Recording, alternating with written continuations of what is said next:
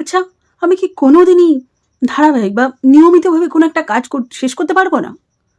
সব সময় বারবার আপনি শুরু করেন, কিছুদিন করেন এবং তখন নিজেকে আপনি প্রতিজ্ঞাও করেন যে এইবার কিন্তু আমি কাজটা শেষ করব। কিছুদিন পরে থেমে যান। এটাও বুঝি এটা আপনার গল্প? এটাও যদি আপনার গল্প হয়ে থাকে, তাহলে আজকে আপনি যেটাতে ভুগছেন তাকে বলে ইনকনসিস্টেন্সি বা কনসিস্টেন্সি বা ধারাবাহিকতার অভাব। মানে কোনো একটা কাজকে নিয়মিত ধারাবাহিকভাবে করে যেতে গেলে আপনি অসুবিধায় পড়েন। কিন্তু এটার মানে কিন্তু আপনি অলস নন। এটার মানে কিন্তু আপনি মোটিভেশন পাচ্ছেন না, তা না। কিছু, কিছু মানসিক অসুবিধা তৈরি হচ্ছে, সেই জন্য আপনি করতে পারছেন না। চলুন আজকে এটার উপরেই EFT ট্যাপিং করি। যদিও আমি জানি, আমি বারবার শুরু করি এবং বারবার থেমে যাই।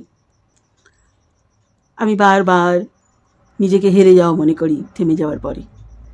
তাহলেও আমি নিজেকে গ্রহণ করছি এবং নিজেকে ভালোবাসছি।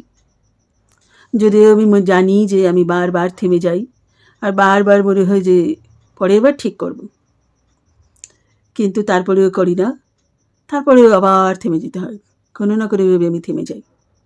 কিন্তু এবার আমি ধারাবাহিকতাকেই বেছে নিচ্ছি।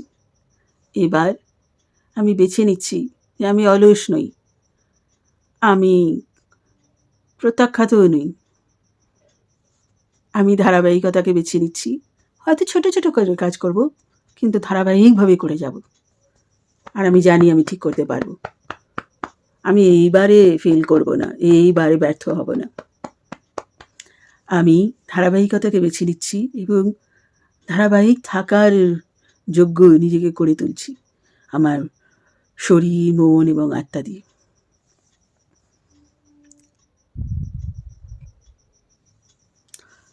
আপনি ধারাবাহিক, এমন জীবনে অনেক কাজ আছে যেগুলো আপনি ধারাবাহিকভাবেই করে যাচ্ছেন। তাই ছোট ছোট কাজ শুরু করুন এবং ছোট ছোট সময়ের জন্য শুরু করুন, ঠিক পারবেন।